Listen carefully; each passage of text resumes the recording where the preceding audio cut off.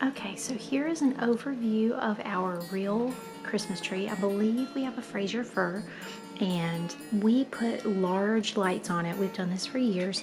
So these are C7 and C9 bulbs. But I think whatever style, whatever your color scheme is, whatever existing ornaments and decor you already have, I think you can create a beautiful tree using these simple steps. Some of this might sound very common sense and very elementary, but if this is your first time decorating a Christmas tree, or maybe you just want to give your Christmas tree something extra to put it over the top, I think you will find these tips to be helpful. Like I said, we have a real Christmas tree, but the first step I would say is fluffing. So once you get your tree up, whether it's artificial or whether it's a real Christmas tree, you have to fluff. Now it's going to look different. If you've got an artificial tree, it's going to look like spreading the branches out and making them all look as full as possible so that you don't see through to the middle of the tree.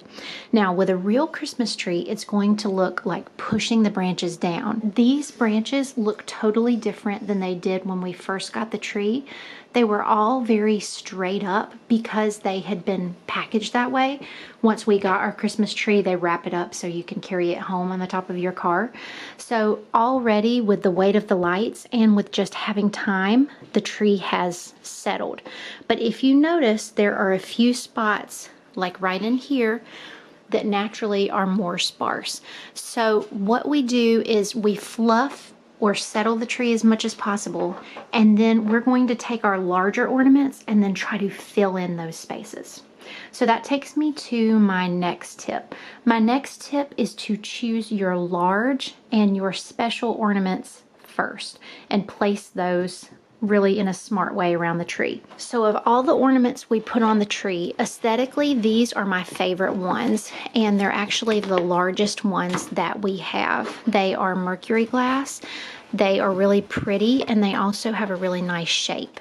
So what I'm going to do with these ornaments is I'm going to place them first, and I'm going to make sure I place them in a zigzag pattern. So what I mean by this, I have 3 of them. I'm going to make sure that they are at varying heights on the tree, but also that they aren't right beside each other. So ideally, I might put one here, I might put one over here, and over here.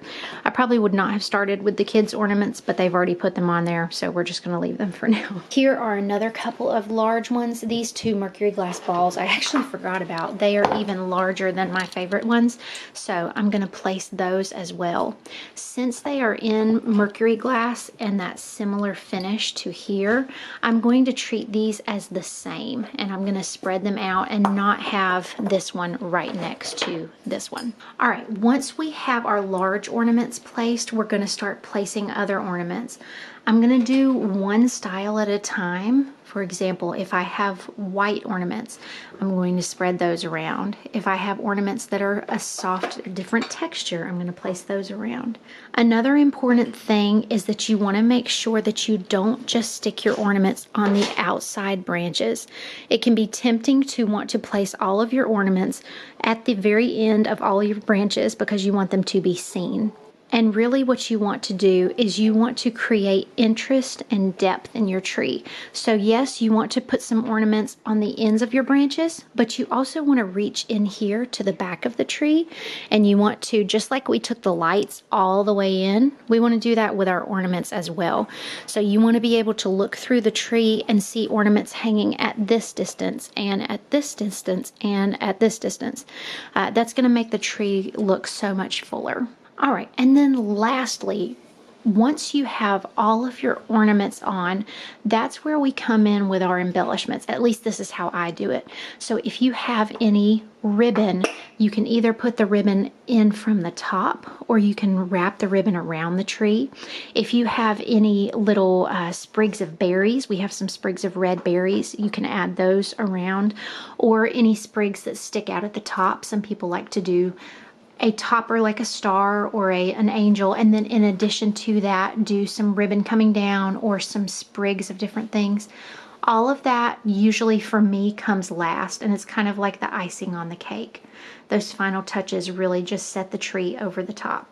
I truly think whether your tree is 100% store-bought ornaments all handmade ornaments or somewhere in between, I think you can really make your tree look like a showstopper and feel beautiful and balanced by using these tips. All right, this is another kind of pet peeve of mine. If you have an ornament that has a pointy end, so it's not a round kind of ball shape like what my son's doing, but it's more of a pointy end, you want it perpendicular to the ground. So you want it, in other words, straight up and down. So I don't want to hang this like this and have it on the other branches where it's pointed out this way, because to me that looks like it was put on without a lot of care. So we want it pointing straight up and down and sort of nestled in the branches.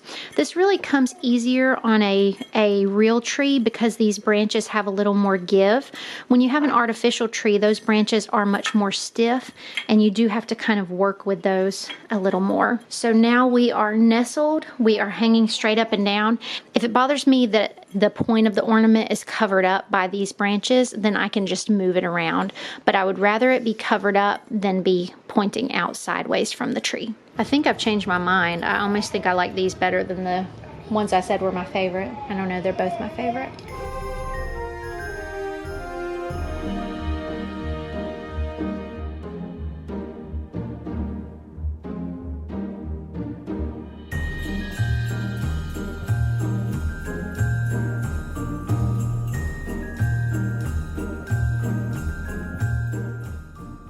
This is an example of one that's placed really well, except for, do you see how it's hanging out like this?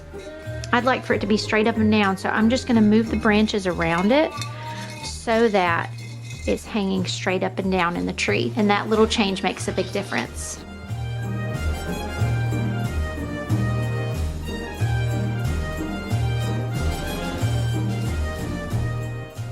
Decorating a Christmas tree, just like decorating your home, is a very personal experience. I really love going through type by type, like I was talking about, going through by color and going through by material. And as I layer on the elements of the tree, it just becomes more and more full. Now, we'll talk about at the end of the video, there are all different types of approaches and interpretations to decorating a Christmas tree. And some people prefer to have the tree so full that you really can't even see the branches themselves anymore. I personally like to see a lot of the tree. I like for the ornaments to be full. I like for there to be lots of elements, but I also really appreciate seeing the tree itself. So I mentioned in one of my previous videos that I helped decorate a tree at my part-time job. So I decorated that one, and it wasn't artificial. So you see I'm fluffing the branches there. But as I went through, I did exactly what I said I do with my tree at home, and that was picking out kind of those special ornaments. So I went through, it is a music shop, so I went through and picked out all of the instrument ornaments and I placed those around the tree. And then from there, I kind of moved on to other ones. So those are some new ones that I thrifted this year for the tree.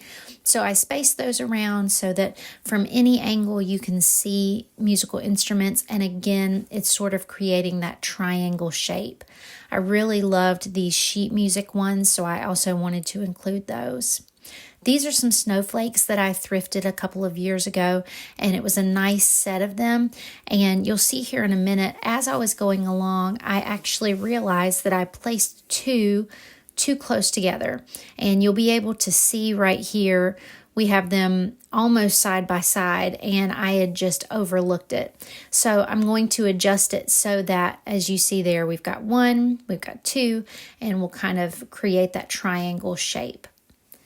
At the very end, I did come back with some wired sort of burlap looking ribbon, and I think that this just kind of helps to tie the tree all together. I love adding ribbon, and it just adds so much texture to a tree, and it's a very inexpensive way to be able to add color, texture, pattern if you want to, without spending a lot of extra money. I think that little snowman from the Rudolph movie is so cute. All right, I thought we'd end here just by looking at a couple of trees on my Pinterest board. This one stuck out to me because of the pheasant feathers, and I've actually done this on a tree for my mom before. So these feathers sticking out the top really add some height and some interest to the tree, and you saw that did have some ribbon on it as well.